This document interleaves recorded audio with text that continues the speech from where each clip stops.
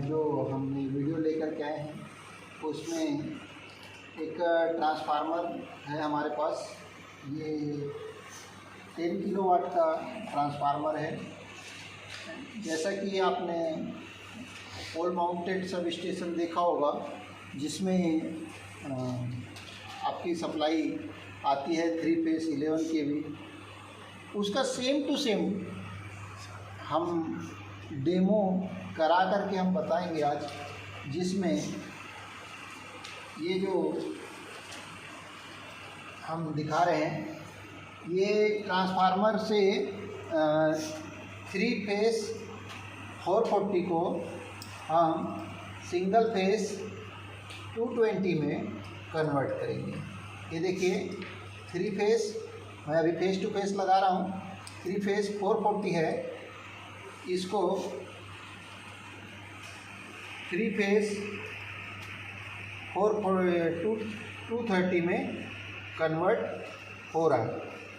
इसको मैं आपको बताना चाहूँगा कि जिस प्रकार 3 फेस सप्लाई आती है, 3 फेस सप्लाई आती है, ठीक है, और 3 फेस सप्लाई आने के बाद में उसमें क्या लगा हुआ रहता है, डीओ लगा रहता है, उसको हम क्या बोलते हैं, ड्रॉप आउट फ्यूज, ठीक है। तो ये जो 3 है, 1 2 और ये 3, ये क्या है, डीओ ड्रॉप आउट फ्यूजेस हैं, ठीक है। अब ये क्या कर रहे हैं, ये जो इधर से 440 की लाइन आई है जिसको हम बड़े इसमें बाहर में जो देख रहे हैं उसमें क्या बोलते हैं, 11 kV की लाइन, ओके। उसको प्रोटेक्शन करने के लिए ये डीओ दिया गया है, ठीक है। अब यहाँ पर देखिए, यहाँ पर थोड़ा नज़दीक ला करके दिखाएंगे तो ज़्यादा अच्छा रहेगा। देखिए 440 वोल्ट लिखा हुआ है, यस, और इधर कन्वर्ट होकर के 230 वोल्ट में कन्वर्ट हो रहा है, ठीक है। इसमें वो सारी व्यवस्थाएं हैं जो कि एक पोल माउंटेड सब स्टेशन में होती है, ठीक है। इसमें ये देखिए डेल्टा कनेक्शन तैयार हुआ है, देखिए A1 A2 A1 B1 C1 A2 B2 और C2। तो यहाँ पर देखिए ये क्या किए हैं, A B C, तो A1 का B2 के साथ, A1 का B2 के साथ। डेल्टा कनेक्शन में होता क्या है कि एक कागज़ लेकर के आएंगे, तुरंत कागज़ लेकर, तो ये A1 बना, A2 बना, B1 B2 C1 C2, ये RYB फेस है। तो A1 का कनेक्शन डेल्टा कनेक्शन करने के लिए A1 का कनेक्शन किए हमने किससे, B2 से। B1 का कनेक्शन किससे किए, C2 से किए, और C1 का कनेक्शन ये घूम करके A2 के साथ में, इस प्रकार डेल्टा कनेक्शन तैयार हो गया। हमारा जो ट्रांसफार्मर होता है पोल माउंटेड सब स्टेशन का, वो डेल्टा टू स्टार होता है, ठीक है, डेल्टा टू स्टार होता है। तो कैसे किए, ये देखिए 1 2 3 A1 B1 C1 A2 B2 C2। तो A1 का कनेक्शन किसके साथ किए, B2 के साथ, और B1 का कनेक्शन C2 के साथ, और C1 का कनेक्शन ये घूम करके इस प्रकार से, तो ये हो गया कुछ इस प्रकार से कनेक्शन हो गया A B C, ठीक है। ये हो गया क्या, डेल्टा।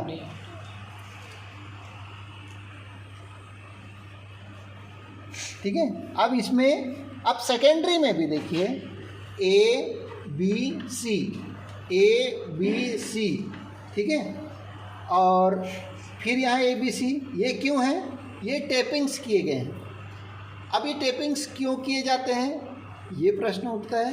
तो टेपिंग्स उठने का करने का रीज़न ये है कि उस ट्रांसफार्मर को जितने लोड की आवश्यकता होगी उसके हिसाब से सेट किया जा सकता है। ठीक है, तो इस वाइंडिंग में टेपिंग कर। अब इधर क्या होगा, इसको अब ये इनको छोड़ दीजिए, ये क्या है 100% में सेट है, तो पहले तो हम 100% की बात करेंगे।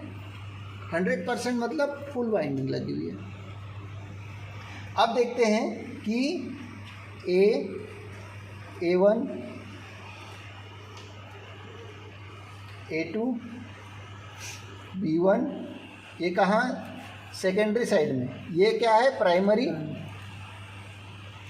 और ये क्या है सेकेंडरी। तो B1 B2 C1 C2। तो हम क्या कर रहे हैं, ये देखिए यहाँ पर ये वाला कनेक्शन को दिखाइए आप, ये तीनों को शॉर्ट कर दिया गया है। तो क्या करते हैं, यहाँ पर हमने तीनों को शॉर्ट कर दिए, तो यहाँ क्या बना स्टार। ठीक है, तो ये वाइंडिंग कैसे आई, कुछ इस तरीके से आई।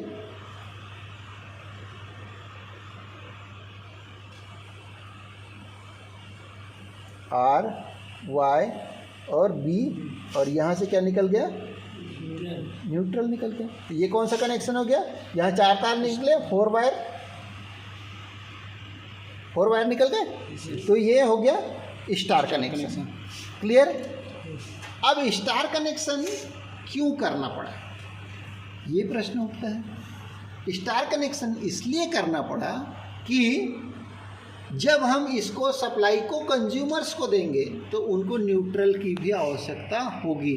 हमारे जो कंज्यूमर हैं वो सिंगल फेस और 3 फेस दोनों के हो सकते हैं। 3 फेस देना है तो कोई प्रॉब्लम नहीं है, लेकिन जब सिंगल फेस देने की बात आएगी और 3 फेस में यदि घरों में सप्लाई देना है तो उस कंडीशन में भी न्यूट्रल की आवश्यकता होगी। तो हम इस प्रकार के कनेक्शन करेंगे। ठीक है, तो यहाँ पर हमने स्टार कनेक्शन लिया और हमने यहाँ पर सप्लाई दे दी।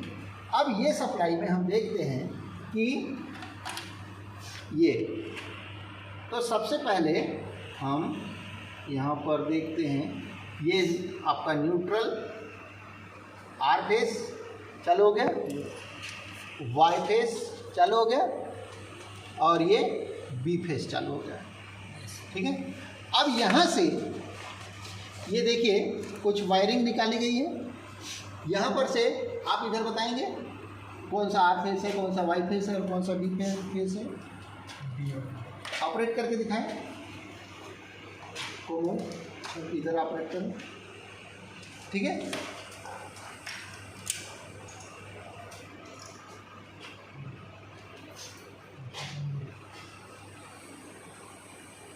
ये देखिए ये कौन सा फेस है, ये वाई फेस, मतलब ये वाला फेस है। ठीक है, कौन सा फेस है, ये वाला फेस है। यदि हम इस टर्मिनल, ये अभी 100% पर है, लेकिन यदि हमारे पास में लोड नहीं रहता या कम रहता तो उस कंडीशन में हम यहाँ पर 86.6 पे भी डाल सकते थे। ठीक है, लोड कम है तो। उसके बाद में यहाँ पर देखिए 50% का भी दिया है। ठीक है, तो ये टेपिंग्स बताने का काम किया है कि लोड के आधार पर आप अलग अलग टेपिंग्स पर काम कर सकते हैं। ये समझ में आया, star, delta and star. Okay, अब इसमें हमने यहाँ पर इनकमिंग में कैपेसिटर लगा दिया पावर फैक्टर इंक्रीज करने के लिए, सेकेंडरी में कैपेसिटर लगा दिया पावर फैक्टर इंक्रीज करने के लिए, दोनों लाइन में कैपेसिटर लगा दिए हैं। ये ऑयल कूल्ड ट्रांसफार्मर है। क्या है, ऑयल कूल्ड ट्रांसफार्मर है। जिस प्रकार बड़े ट्रांसफार्मर्स में, इसको पकड़ो, हाँ, ये यहाँ से देखिए ये ऑयल फिल करने के लिए ये दिया हुआ है, और ये इस साइड दिखाइए थोड़ा सा, इस साइड है कि इस साइड है, ये इस साइड में आपका वो है ऑयल लेवल। ठीक है, तो जिस प्रकार वॉल माउंटेड सब स्टेशन होता है उसका सेम टू सेम डेमो यहाँ पर ITI के बच्चों के लिए दिया गया है। अब बारी बारी से आप मुझे ये क्वेश्चन करें कि कहाँ कहाँ आपको डाउट लग रहा है। कोई क्वेश्चन है किसी के पास? सर जैसे कि स्टार फेस से न्यूट्रल निकलता है तो डेल्टा फेस से निकलेगा कि नहीं सर? स्टार से जैसे न्यूट्रल निकलता है तो Yes. डेल्टा से निकलेगा कि नहीं? नहीं। उसका रीज़न ये है कि डेल्टा से न्यूट्रल निकालने का आपको आवश्यकता कैसे पड़ी? क्या आवश्यकता है आपको डेल्टा से न्यूट्रल निकालने की?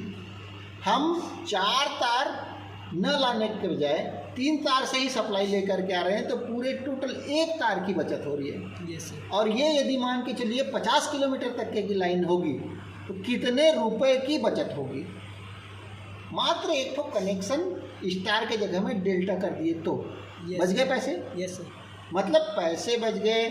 और दूसरी चीज़, हमको उसके लिए कंस्ट्रक्शन अलग प्रकार का करना पड़ता है, 4 तार के लिए अलग प्रकार से खंभे लगाने पड़ते कि नहीं? Yes sir. तो ये सारा खर्चा बच गया। तो वो सही है या गलत है? सही है। सही है ना? यस। हाँ। कोई है और कोई दूसरा क्वेश्चन?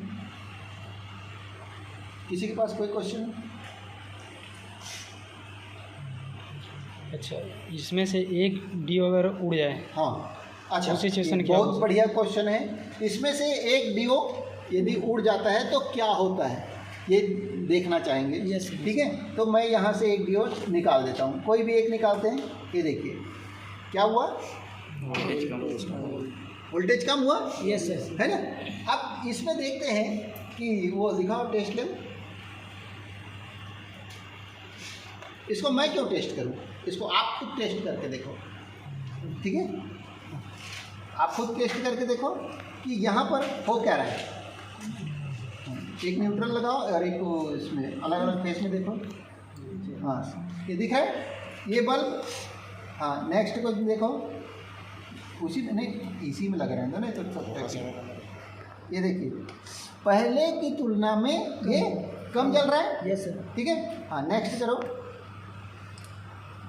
ये क्या हो रहा है? उसकी तुलना में कम है या ज़्यादा है? थोड़ा ज़्यादा। ज़्यादा है। Yes sir. अब फिर से चेंज करके देख लो। ये क्या है? कम। कम है। और इसके बाद इधर वाले को देखो। हाँ, ये इसी में चेक करो। ये सब मतलब आपको ये नज़र आ रहा है कि पहले में सबसे ज़्यादा, Yes. दूसरे में उससे कम और तीसरे में एकदम ही कम, इस प्रकार से चलेगा। Yes sir. जहाँ कहीं भी यदि मान के चलिए कि इस प्रकार का फॉल्ट है कि लगता है कि सप्लाई है, लेकिन पहले फेस में कम, दूसरे फेस में ज़्यादा, तीसरे फेस में उससे ज़्यादा, तो ये मान के चलिए कि क्या प्रॉब्लम हुआ होगा? एक डीओ। ठीक है। अब देखते हैं हम इसका दूसरा डीओ निकाल करके कि होता क्या है। चलिए आप चेक कीजिए।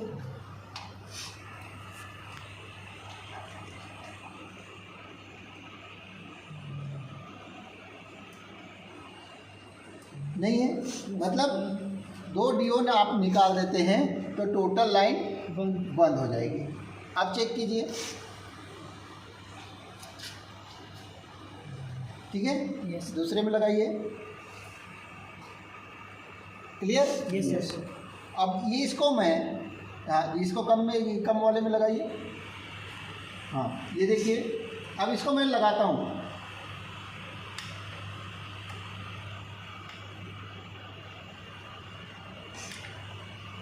ठीक है। Yes sir. क्लियर हुआ? Yes. मतलब डीओ नहीं होने और होने में क्या फर्क आया? क्लियर हो गया? Yes sir. और कोई क्वेश्चन? 440 230 वाट में कैसे? स्टेप डाउन किए हैं। स्टेप डाउन वहाँ पर भी जो ट्रांसफार्मर था डेल्टा 2 क्या किए? स्टार किए। मतलब स्टेप डाउन किए, ज़्यादा सप्लाई से कम सप्लाई। बताने के लिए यही कर रहे हैं ना। हम 11 kV को कितने में कन्वर्ट कर रहे हैं? 440।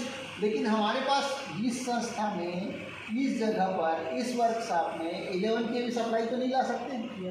तो हमको उसी चीज़ को यदि बताना है तो क्या करेंगे? 440 सप्लाई है, 3 फेज 440 है, उसको हमने किस में कन्वर्ट किए? 230 में कन्वर्ट कर दिए। तो हमारा काम हो गया। हमको समझना वही है, लेकिन डेमो के रूप में यहाँ पर हमने हमको दी है। इसके माध्यम से समझ जाए करके ऐसा बनाया। कैपेसिटर को नहीं लगाया। कैपेसिटर पावर फैक्टर इंक्रीज करता है, बस इसीलिए नहीं लगाया है, कोई दिक्कत नहीं है, चलेगा। लेकिन पावर फैक्टर को बढ़ाने के लिए आप पावर फैक्टर का मतलब क्या है ये जानना चाह रहे हैं। पावर फैक्टर एक्चुअल में होता क्या है, तो मतलब जिस व्यक्ति के शरीर में जान तो है लेकिन ताकत नहीं है, इस प्रकार जो सप्लाई रहेगी वो पावर फैक्टर की कमी से शरीर तो जिंदा रहेगा लेकिन ताकत बिल्कुल नहीं रहेगी, ये पावर फैक्टर है। तो आप जिंदा हैं लेकिन आपके शरीर में ताकत भी तो चाहिए ना कुछ काम करने के लिए, तो फिर पावर फैक्टर तो चाहिए। ठीक है, ऐसा नहीं है।